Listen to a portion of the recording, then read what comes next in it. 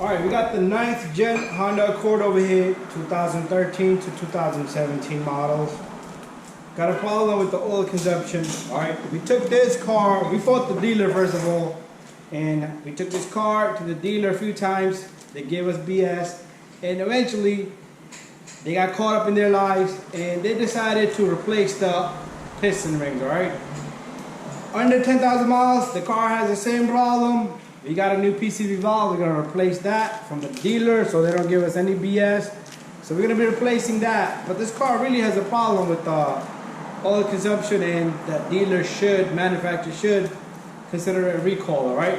So if you get in this car, there's a Accord, nice body, runs beautiful, but the oil finishes under 5,000 miles, all right? So you're gonna be going through that if you get this car, but the dealer should really look into it. So we're gonna open up the hood and we're gonna check out that how much oil this has. All right, going back to what I said, we're gonna check the oil. My friend here, this is my friend's car.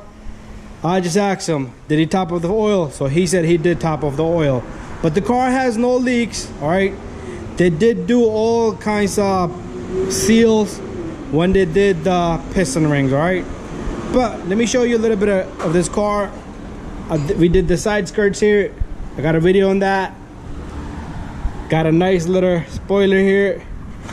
Got a kit in the back, and we got the 3D lights. All right, we did all that, and the guy did spend like $4,000 or $5,000 on the roof light, the sky lights. All right, the star lights.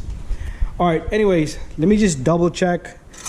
He did put oil in it, so right now, even right now, it's a little bit low, but that's fine. But you don't want to kill the engine, you know. But Honda, you need to consider a recall and redo the engine all over, like Toyota and other cars.